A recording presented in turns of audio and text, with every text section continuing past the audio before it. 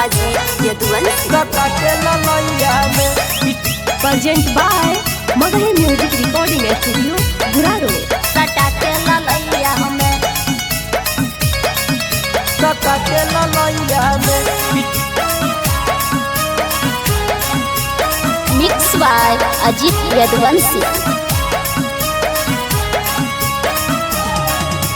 आ जाइए चुपे के छोड़ी ना बाजे चूड़ी कलैया में। आ जाइए चुपे के छोड़ी ना बाजे चूड़ी कलैया में। चुमा ले बहुत रगे छोड़ी ओ सटा के ललैया में। चुमा ले बहुत रगे छोड़ी ओ सटा के ललैया में। ओई बउआ केला न होतो झमेला संझिया के समैया में। ओई बउआ केला न होतो झमेला संझिया के समैया में। किचु महदे तोरा रे छोड़ा ओट सटा के ललैया में। किचु महदे तोरा रे छोड़ा ओट सटा के ललैया में। सटा के ललैया में म्यूजिक बाय अजीत यदुवंशी। चुमा ले बहुत रगे छोड़ी ओ सटा के ललैया में। Mix by Ajit Yaduvanshi. आ जाइए घर पे पिछुती के छौरी खेलब खेला लव के। मिलल है मौका तो फायदा उठा ले शादी से पहले साल के। शादी से पहले साल के आ जाइए घर पे पिछुती के छौरी खेलब खेला लव के। मिलल है मौका तो फायदा उठा ले शादी से पहले साल के।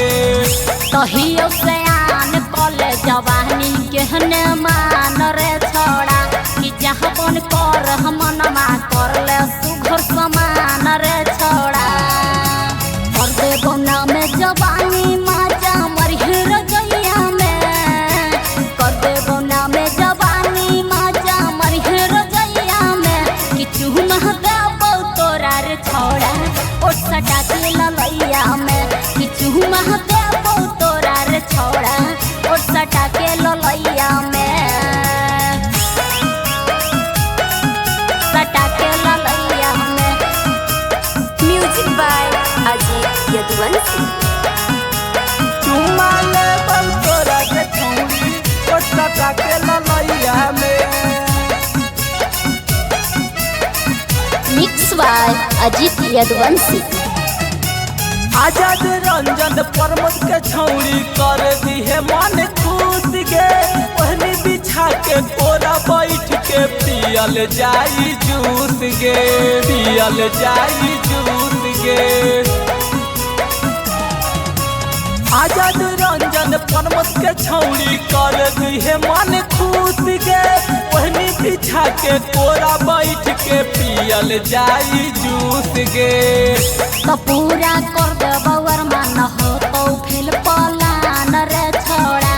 कही तो दी ब्याह सुन ले देह पे तू ध्यान रे छोड़ा। खाली यही के भर दो संदूरा भर दी मंगिया में। खाली यही के भर दो संदूरा भर दी मंगिया में। किचु महते तोरा रे छोड़ा ओट सटा के ललैया में। किचु महते